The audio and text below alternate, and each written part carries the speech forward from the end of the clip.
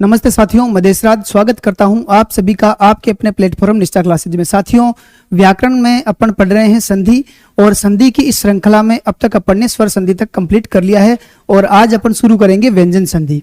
तो चलिए साथियों शुरू करते हैं व्यंजन संधि। लेकिन व्यंजन संधि पढ़ने से पहले एक बार अपन ने अब तक स्वर संधि में जो पढ़ा है उसका एक छोटा सा रिकेप कर लेते हैं, रिविजन कर लेते हैं, देख लेते हैं अपन ने क्या क्या पढ़ा है, थोड़ी उसकी एक समरी देख लेते हैं, उसके बाद में अपन व्यंजन संधि में आगे बढ़ेंगे।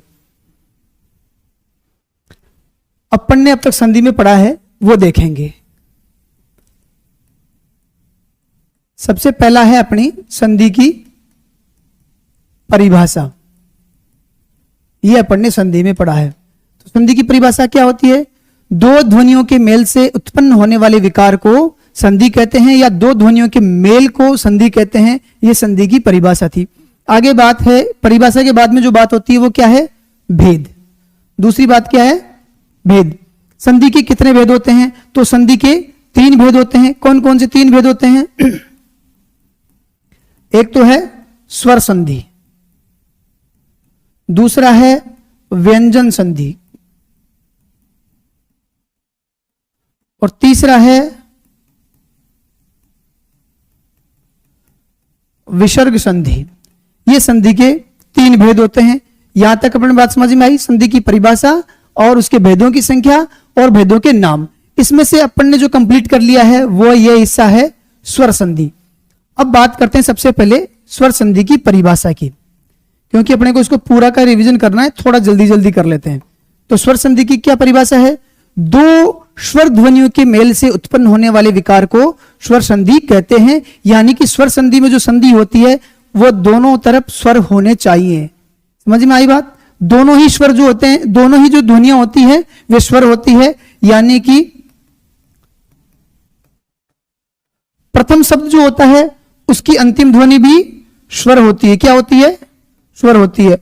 और ये जो द्वितीय शब्द होता है, जोड़ के निशान के उस तरफ या धन के निशान के उस तरफ द्वितीय शब्द होता है, उसकी प्रथम ध्वनि से ही तो संधि होती है, तो उसकी प्रथम ध्वनि भी स्वर होनी चाहिए। ये स्वर संधि की बात है। यहां तक अपन ने स्वर संधि की परिभाषा तक देख ली। स्वर संधि की परिभाषा क्या है? अब बात करते हैं स्वर संधि के भेदों की। स्वर संधि के भेद। स्वर संधि के भेद सबसे पहले देखते हैं संख्या कितनी है। स्वर संधि के भेदों की संख्या कितनी है? 5। जल्दी जल्दी बताऊंगा भाई मैं, क्योंकि अपन ने पढ़ लिया है ये। स्वर संधि के भेदों की संख्या 5 है। ये अपन ने देख लिया। कौन कौन सी है? पहला है दीर्घ संधि, दूसरा है गुण संधि, तीसरा है वृद्धि संधि, और चौथा है यण संधि, पांचवा है अयादि संधि। अपन ने पांचों भेदों की परिभाषा, इनमें से संधि करना और विच्छेद करना सब कुछ अपन ने देख लिया है। अब जो आगे की बात है वो क्या है? संधि का कौन सा भेद? दूसरा भेद जो है उसकी बात अपन करेंगे। दूसरा भेद, संधि का दूसरा भेद यानी कि व्यंजन संधि। अब आज जो अपन शुरू करने वाले हैं वो क्या है? व्यंजन संधि। चलिए शुरू कर लेते हैं। आज अपन क्या पढ़ेंगे? आज पढ़ेंगे व्यंजन संधि।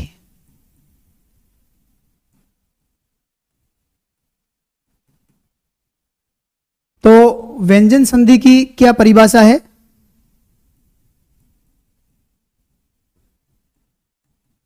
किसे कहते हैं व्यंजन संधि? व्यंजन ध्वनि का मेल व्यंजन या स्वर से होता है, और उस मेल से जो विकार उत्पन्न होता है उसको व्यंजन संधि कहते हैं। यानी कि व्यंजन ध्वनि का मेल व्यंजन या स्वर ध्वनि से होने पर जो विकार उत्पन्न होता है उसको व्यंजन संधि कहते हैं। एक बार ये लिख लेते हैं, उसके बाद समझा देंगे। लिखें।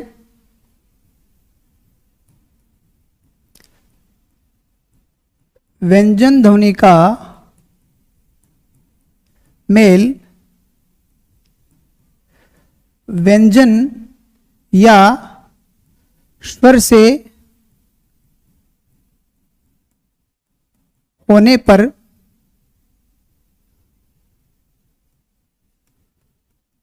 जो विकार उत्पन्न होता है उसे व्यंजन संधि कहते हैं।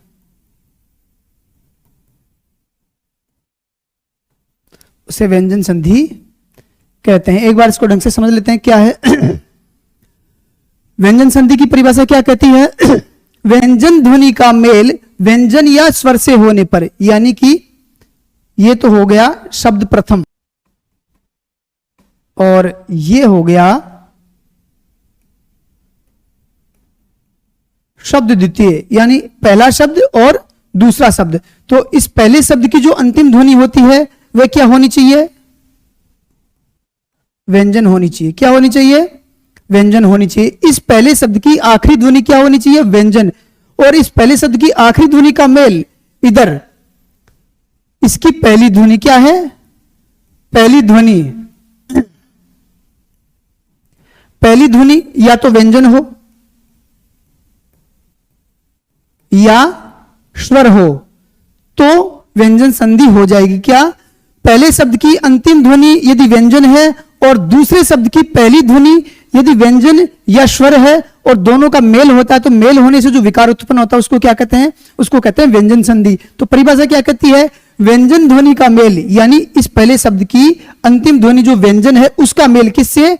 व्यंजन या स्वर से होने पर, यानी कि दूसरे शब्द में चाहे तो पहली ध्वनि व्यंजन हो या स्वर हो, लेकिन इधर जो अंतिम ध्वनि है वो व्यंजन होनी चाहिए। क्या परिभाषा कहती है? व्यंजन ध्वनि का मेल, यानी इसकी जो अंतिम ध्वनि है वो व्यंजन होनी चाहिए और उसका मेल व्यंजन या स्वर से होने पर जो विकार उत्पन्न होता है उसको व्यंजन संधि कहते हैं। इसकी अंतिम ध्वनि व्यंजन होना जरूरी है और यहां चाहे तो स्वर हो सकता है और यहां चाहे तो व्यंजन भी हो सकता है, और जो दोनों का मेल होता है उस मेल से जो विकार उत्पन्न होता है उसको व्यंजन संधि कहते हैं। अब व्यंजन संधि के बारे में अपने को कैसे पढ़ना है, व्यंजन संधि इसको पढ़ने की अपनी अप्रोच क्या होनी चाहिए, ये मैं आपको स्पष्ट कर देता हूं। जो अपनी स्वर संधि है वह मुख्य रूप से नियमों के आधार पर काम करती है, यानी अपन नियम पढ़ लें, उसके नियम रट लें उसके, और उसके आधार पर अपन किसी भी प्रश्न को या किसी भी शब्द की संधि या विच्छेद को अपन हल कर सकते हैं। लेकिन इस व्यंजन संधि में क्या होता है? इसमें नियमों की अधिकता है, बहुत सारे नियम हैं और सब विद्वानों ने जो है अलग अलग नियम भी बताए हैं। लेकिन अगर इसको सही तरीके से करना है तो क्या जो अप्रोच होनी चाहिए अपनी, वो अप्रोच ये होनी चाहिए कि नियम तो अपन एक बार के लिए पढ़ लें, हालांकि ये भी नियमों पर आधारित है, लेकिन बात यह है कि नियम तो एक बार अपन पढ़ लें, लेकिन अपनी अप्रोच होनी चाहिए इसके अभ्यास पर। शब्दों की ज्यादा से ज्यादा संधि करें और ज्यादा से ज्यादा विच्छेद करें ताकि वे शब्द अपने को याद हो जाएं, चाहे तो संधि करवाएं अपने से, चाहे तो विच्छेद करवाएं। अपने को शब्द को देखते ही समझ में आ जाए कि इन दोनों में संधि होगी तो कौन सा शब्द बनेगा और इस शब्द का विच्छेद होगा तो कौन कौन से शब्द टूट करके बन जाएंगे। ये अपने को मालूम हो जाना चाहिए और ये मालूम होगा ज्यादा से ज्यादा अभ्यास करने से, बजाय नियमों को रटने के। तो व्यंजन संधि को पढ़ने की अप्रोच यही है, ज्यादा से ज्यादा अभ्यास करना है। तो फिलहाल अपन दो नियम, जो शुरुआती नियम है उन नियमों का एक बार देखेंगे, नियम लिखेंगे और उन नियमों को अपन पुष्ट करने के लिए उससे संबंधित संधि का अभ्यास करेंगे। अभी विच्छेद का अभ्यास नहीं करेंगे। जैसे 5 नियम एक बार अपने हो जाएंगे, 5-6 नियम, उसके बाद में 5-6 नियमों से जो शब्द बनते हैं उनका विच्छेद का अभ्यास भी अपन कर लेंगे। चलिए अब अपन पहले शब्द की ओर बढ़ते हैं, पहले नियम की ओर बढ़ते हैं। पहला नियम क्या है?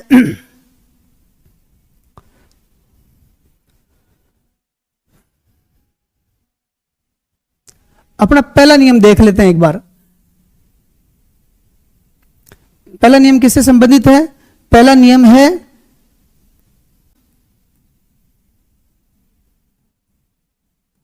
प्रथम वर्ण का, किसी वर्ग के प्रथम वर्ण का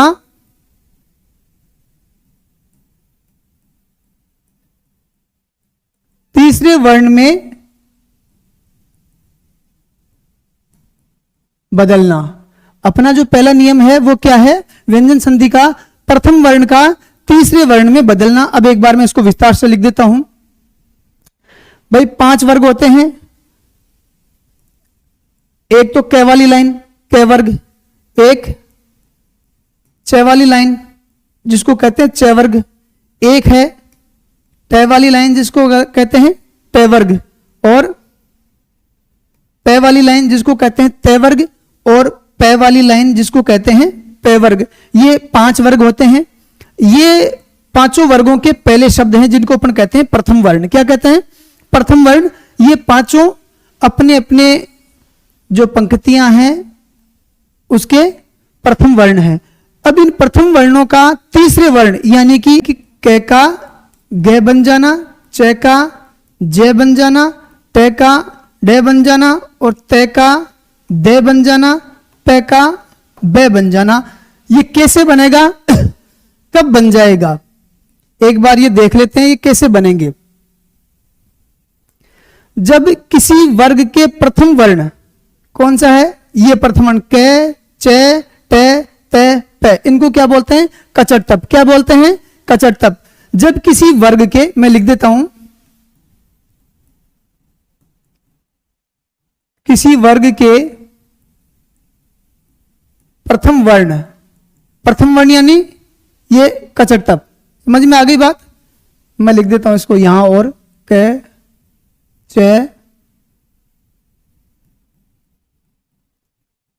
ट, त और प। जब किसी वर्ग के प्रथम वर्ण यानी कचट तप का मेल का मतलब यह है कि ये प्रथम शब्द की अंतिम ध्वनियां इनमें से कोई होगा। क, च, ट, त, प। यानी किसी वर्ग का प्रथम वर्ण होगा प्रथम शब्द की अंतिम ध्वनि। उसका मेल किससे होगा? उसका मेल हो जाए तो है स्वर हो, या तो स्वर से मेल हो जाए, या किसी वर्ग के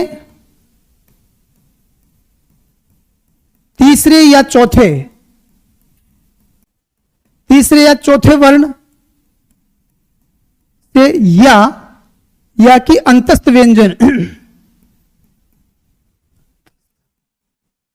अंतस्थ व्यंजन कौन से हैं? य, र, ल और व। इनमें से कोई हो।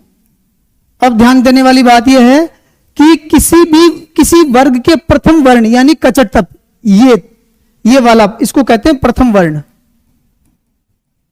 किसी वर्ग के प्रथम वर्ण का मेल यानी कि प्लस के निशान के उस तरफ जो शब्द आता है, यानी जोड़ के निशान के उस तरफ जो शब्द आता है, उसकी पहली ध्वनि क्या हो?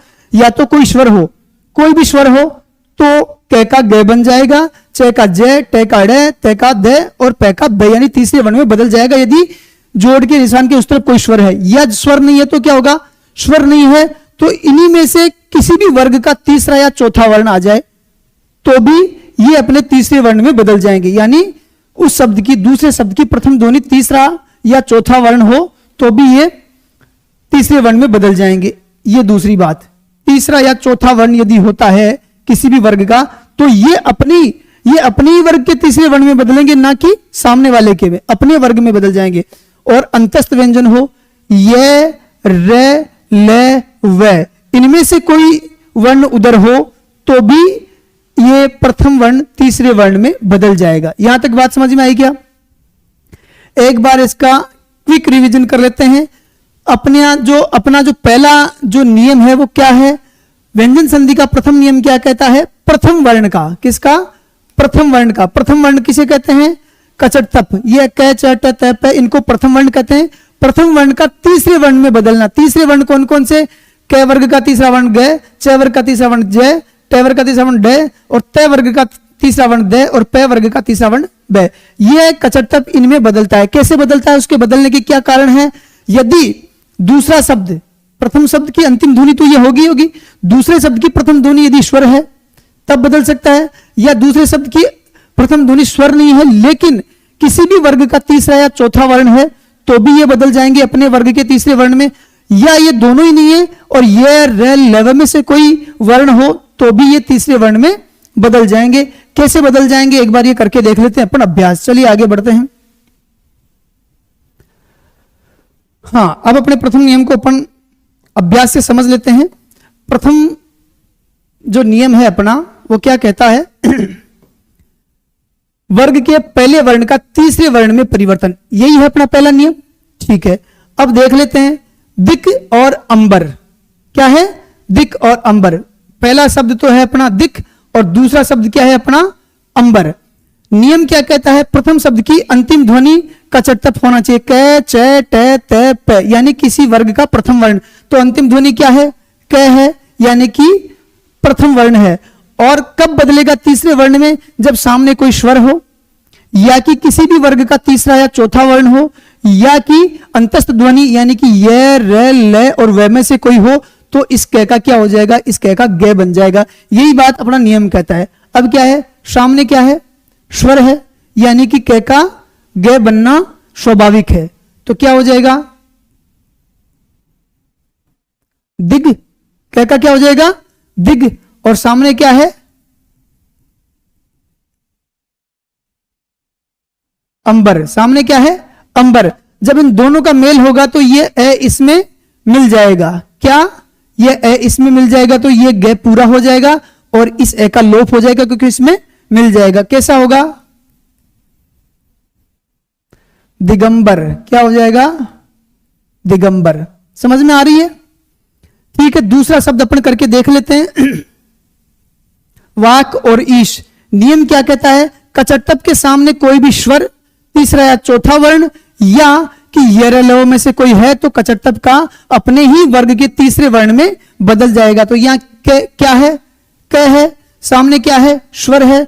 तो सामने स्वर है तो क किस में बदल जाएगा? अपने ही वर्ग के तीसरे वर्ण यानी कि ग में बदल जाएगा। तो इसका क्या हो जाएगा? इसका हो जाएगा वाघ।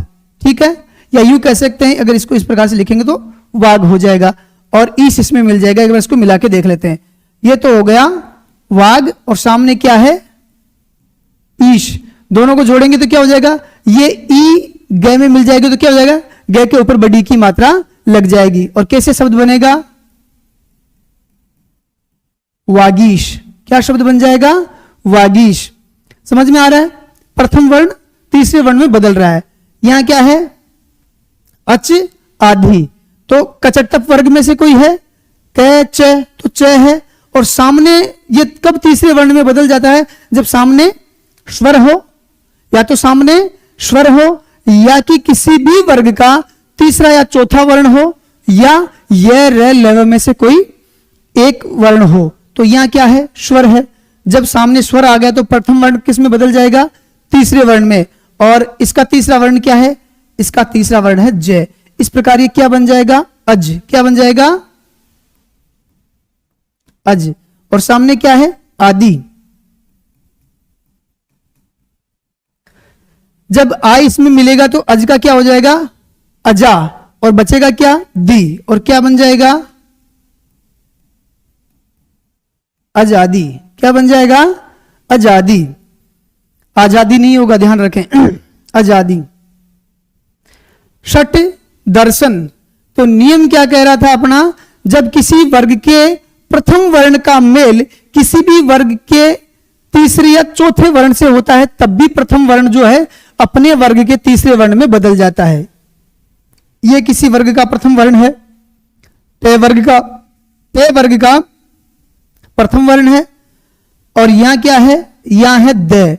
ये किसी वर्ग का तीसरा वर्ण है। तय वाली जो लाइन है यानी तय वर्ग है उसका तीसरा वर्ण है। और नियम क्या कहता है? जब कचटप का मेल किसी वर्ग के तीसरे या चौथे वर्ण से होता है तो वह अपने वर्ग के तीसरे वर्ण में बदल जाता है।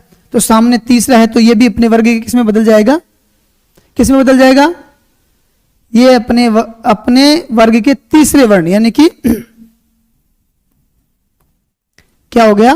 ड। किस में बदल जाएगा? ड। और आगे क्या है? दर्शन। तो कोई स्वर नहीं है तो ऐसा का ऐसा ही लिखा जाएगा, षड दर्शन। और इसको जोड़ेंगे तो ऐसा ही बनेगा,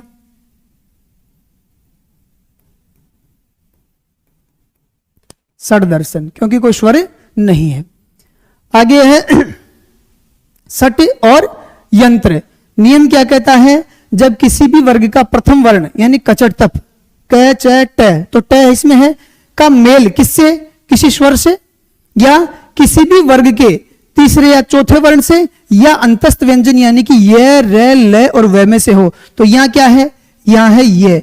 इनमें से किसी के साथ मेल होने वाला हो तो क्या होता है, ये अपने वर्ग के तीसरे वर्ण में बदल जाता है। तो इसका क्या हो जाएगा, इसका ड़ बन जाएगा क्योंकि सामने ये है। अब कैसे लिखा जाएगा, षड, और क्योंकि कोई स्वर नहीं है तो यंत्र ऐसा का ऐसा लिखा जाएगा। ये यंत्र अब जोड़ेंगे तो भी ऐसा ही जुड़ेगा।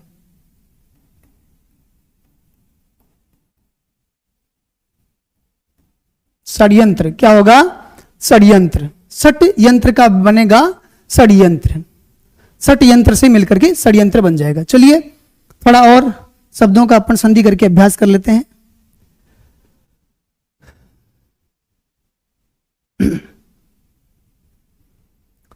जगत और अंबा, यहां जो ध्वनि है ये किसी वर्ग का प्रथम वर्ण है क्या, कचट तप, यानी तय वर्ग का प्रथम वर्ण है तय। और नियम क्या कहता है, किसी भी वर्ग के प्रथम वर्ण के सामने यदि या उसका मेल किसी से हो रहा है यानी कि स्वर से, या किसी वर्ग के तीसरे या चौथे वर्ण से, या अंतस्थ व्यंजन यानी कि य र ल में से किसी के साथ हो रहा है, तो ये अपने वर्ग की तीसरे वर्ण में बदल जाएगा, अपने वर्ग के तीसरे व्यंजन में बदल जाएगा। तो सामने क्या है, ए है स्वर, तो इसका क्या हो जाएगा, इसका हो जाएगा द, क्या बन जाएगा, तीसरा वर्ण यानी कि द में बदल जाएगा। तो क्या होगा, जगद, और सामने क्या है, अंबा। अब जब इन दोनों का जोड़ होगा तो ये ए इसमें मिल जाएगा तो द पूरा हो जाएगा, क्या होगा, जगद, ठीक है। और बचा क्या, अंबा, जगदम्बा, क्या बन गया, जगदम्बा। जगत और अंबा से मिलकर के क्या बन गया, जगदम्बा। जो पूरे संसार की मां हो उसको कहते हैं जगदम्बा, जगत की अम्मा। आगे कहते हैं भगवत और भक्ति, क्या है, भगवत और भक्ति, ये किसी वर्ग का प्रथम वर्ण है क्या, तय वर्ग का प्रथम वर्ण है। और प्रथम वर्ण का मेल यदि स्वर से, तो यहां स्वर तो नहीं है, ठीक है। यदि किसी वर्ग के तीसरे या चौथे वर्ण से, तो ये तीसरा या चौथा वर्ण है क्या, ये चौथा वर्ण है। तो क्या होता है, ये अपने वर्ग के तीसरे वर्ण में बदल जाता है। तो इसका क्या हो जाएगा, इसका बन जाएगा द। तो क्या लिखा जाएगा, भगवत की जगह क्या लिखा जाएगा, भगवद, क्या लिखा जाएगा, भगवद। और आगे क्या है, भक्ति। तो ये ऐसा का ऐसा ही जुड़ जाएगा। क्यों जुड़ जाएगा, क्योंकि कोई स्वर नहीं है तो इसका मेल होने, इस प्रकार से किसी का एक दूसरे में लोप होने या एक दूसरे में जुड़ने का कोई मतलब नहीं है। क्या बन जाएगा, भगवद भक्ति। उत और योग, क्या है, उत और योग। यहां क्या है, किसी वर्ग का प्रथम वर्ण है। और यदि प्रथम वर्ण के सामने कोई स्वर यानी कि उसका मेल किसी स्वर से होने वाला है तो तीसरे वर्ण में बदल जाएगा। यदि किसी वर्ग के तीसरे या चौथे वर्ण से उसका मेल होने वाला है तो तीसरा और चौथा वर्ण भी नहीं है। या अंतस्थ व्यंजन ये रे ले व में से कोई हो तो ये तीसरे वर्ण में बदल जाता। तो यहां ये है, बिल्कुल ये है, तब इसका क्या बन जाएगा, इसका बन जाएगा द। और ये क्या लिखा जाएगा, उद, क्या लिखा जाएगा, उद। और सामने क्या है, योग, क्या है, और दोनों मिलकर के क्या बन जाएंगे, उद्योग, क्या बन जाएंगे, उद्योग।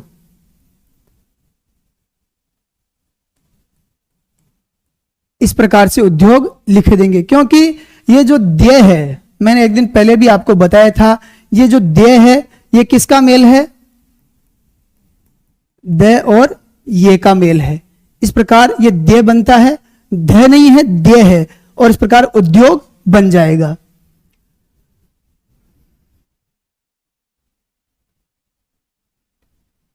आगे है सत और गुण। ये किसी वर्ग का प्रथम वर्ण, किसी वर्ग का प्रथम वर्ण है, तय वर्ग का प्रथम वर्ण है, यानी कि ये खुद तय है। और क्या है, आगे नियम क्या कहता है, किसी वर्ग के प्रथम वर्ण के सामने यदि स्वर आ जाए तो ये अपने वर्ग के तीसरे वर्ण में बदल जाएगा। या किसी भी वर्ग का तीसरा या चौथा वर्ण आ जाए तो भी ये अपने वर्ग के तीसरे वर्ण में बदल जाएगा। या अंतस्थ व्यंजन यानी कि ये रे ले और व में से कुछ आ जाए तो भी ये अपने वर्ग के तीसरे वर्ण में बदल जाएगा। तो यहां क्या है, तीसरा वर्ण है किसी वर्ग का, तो क्या होगा, जब तीसरा वर्ण है सामने तो ये भी अपने वर्ग के तीसरे वर्ण में बदल जाएगा। तीसरा वर्ण क्या है, दे, तो तय का क्या हो गया, दे, और क्या लिखा जाएगा, सत की जगह क्या लिखा जाएगा, शद, और गुण, गुण ऐसा का ऐसा ही लिखा जाएगा। इस प्रकार से सतगुण का क्या हो जाएगा, सदगुण।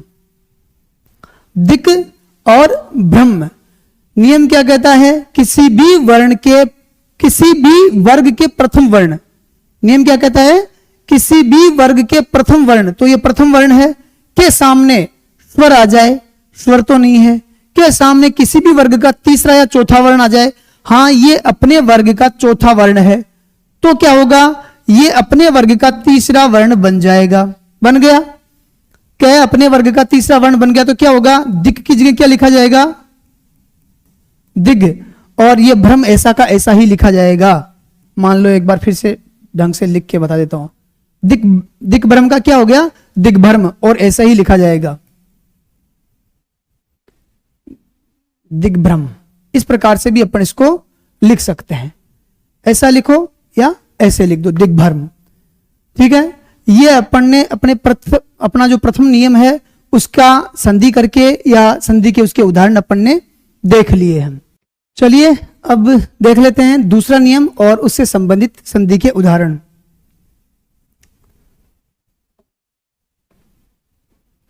अब देखेंगे अपन दूसरा नियम। दूसरा नियम क्या कहता है, किसी भी वर्ग के प्रथम वर्ण के सामने या प्रथम वर्ण का मेल किसी भी वर्ण के अंतिम वर्ण से होने पर वह अपने वर्ग के अंतिम वर्ण में बदल जाएगा। एक बार मैं लिख देता हूं इसको।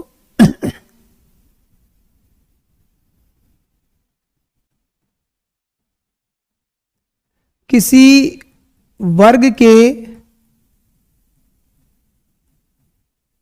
प्रथम वर्ण यानी कि व्यंजन का मेल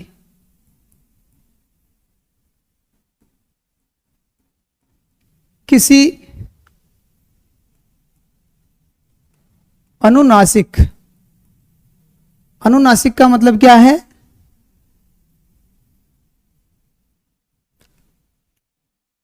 अनुनासिक का मतलब क्या है, किसी वर्ग के पंचम वर्ण यानी कि य, न, न और म, इन ध्वनियों को अनुनासिक व्यंजन कहते हैं या अनुनासिक ध्वनियां कहते हैं। य, न, म, इनमें से किसी के साथ भी मेल हो जाए तो ये जो प्रथम वर्ण होता है अपने वर्ग के अंतिम वर्ण में बदल जाता है। एक बार मैं इसको थोड़ा सा विजुलाइज कर देता हूं आपके सामने। किसी वर्ग के प्रथम वर्ण, एक बार अपन प्रथम वर्ण लिख लेते हैं, क, च, ट, ट और प। ये क्या है, अपने वर्ग के प्रथम वर्ण है। ये क्या है, अपने वर्ग के प्रथम वर्ण है। तो क्या कह रही परिभाषा, किसी वर्ग के प्रथम वर्ण यानी कि जो व्यंजन है का मेल किसी अनुनासिक, अनुनासिक मेल किससे हो जाए, किसी अनुनासिक से। कौन सा, न, य, न और म, इनको अनुनासिक कहते हैं। समझ में आई बात। इनमें से किसी का भी मेल, यदि इसका मान लो मेल इससे हो जाता है तो भी ये अपने वर्ग के, किसके, अपने वर्ग के पांचवें वर्ण यानी कि इसमें बदल जाएगा।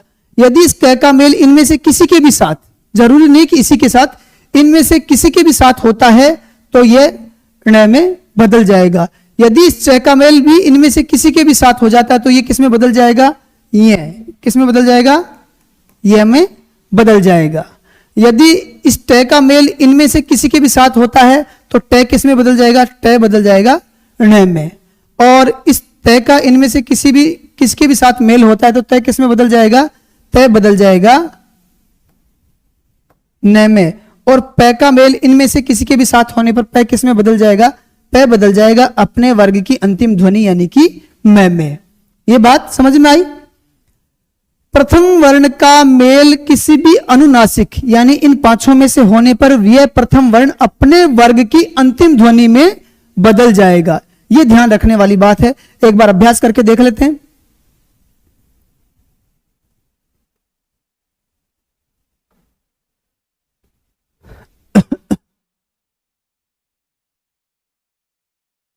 दूसरा नियम क्या कहता है? वर्ग के पहले वर्ण का पांचवें वर्ण यानी कि अंतिम वर्ण, वर्ग के पहले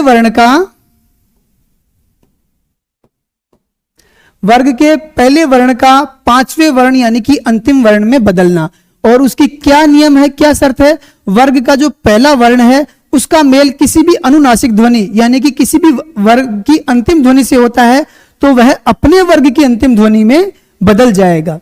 यह नियम कहता है। यह क्या है? क। क अपने वर्ग की प्रथम ध्वनि है। इसके सामने क्या है? मैं, यानी किसी भी वर्ग की पांचवी ध्वनि। क्या है? पांचवी ध्वनि यानी कि अनुनासिक। सामने क्या है? अनुनासिक। क का मेल किससे हो रहा है? अनुनासिक। तो जब क का मेल अनुनासिक से होगा तो क्या होगा? क का ण बन जाएगा। क्या हो जाएगा? वांग्मय। क्या बन जाएगा? वांग्मय। क्या बन जाएगा? वांग्मय। यह षटमुख। तो किसी भी वर्ग के प्रथम वर्ण का मेल किसी भी वर्ग के अंतिम वर्ण यानी कि पांचवें वर्ण यानी कि अनुनासिक यानी कि ण, य, ण, न और म में से किसी के साथ भी हो तो वह अपने वर्ग के पांचवें वर्ण। इस वर्ग का पांचवा वर्ण क्या है? इस वर्ग का पांचवा वर्ण है ण। सामने क्या है? अनुनासिक ध्वनि है, किसी वर्ग का पांचवा वर्ण है। तो अब इसमें क्या हो जाएगा? ट का ण हो जाएगा। तो क्या होगा? क्षण।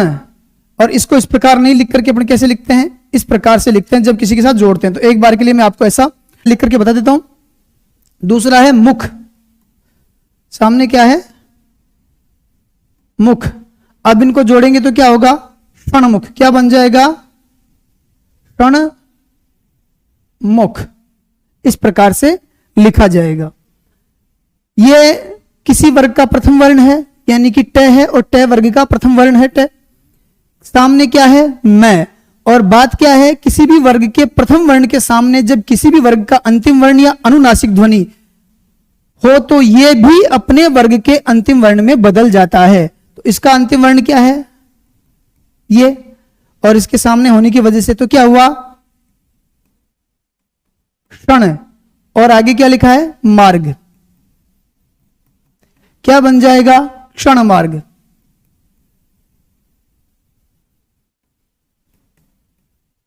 क्या हो गया? क्षण मार्ग। उत्नयन। क्या कहता है नियम?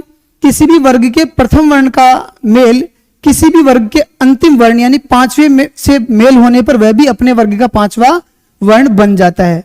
तो ये किसी वर्ग का पांचवा वर्ण है, अनुनासिक है ना? तो अब इसका क्या होगा? इसका हो जाएगा न, क्योंकि ये तय पांचवें वर्ण में बदल जाएगा। तो क्या हो जाएगा? उन। और आगे क्या है? नयन। और दोनों मिलकर के क्या हो जाएगा? उन्नयन। क्या हो जाएगा? उन्नयन। इस प्रकार से इन दोनों में संधि हो जाएगी। ये क्या है? उत और माद। तो तय का क्या बन जाएगा? क्योंकि सामने अनुनासिक ध्वनि है, किसी वर्ग का पांचवा वर्ण है, तो ये भी अपने वर्ग के पांचवें वर्ण में बदल जाएगा। तो तय का पांचवा वर्ण क्या है? इस वर्ग का पांचवा वर्ण क्या है? न। क्या हो जाएगा? उन। और आगे क्या लिखा है? माद। तो दोनों मिलकर के क्या हो जाएंगे? उन माद। और दोनों मिलकर क्या हो जाएगा? उन्माद। क्या हो जाएगा? उन्माद। इस प्रकार से दोनों में संधि हो जाएगी। चलिए आगे बढ़ते हैं। चित और मय। नियम क्या कहता है? किसी भी वर्ग के प्रथम वर्ण का मेल यदि किसी भी वर्ग के अंतिम वर्ण से होता है तो वह भी अपने वर्ग का अंतिम वर्ण बन जाता है। तो यह किसी वर्ग का अंतिम वर्ण है क्या? है। तो यह भी अपने वर्ग का अंतिम वर्ण बन जाएगा। क्या होगा इसका? इसका हो जाएगा न। चिन्ह और मय। क्या हो जाएगा? चिन्मय। क्या शब्द बन जाएगा? चिन्मय।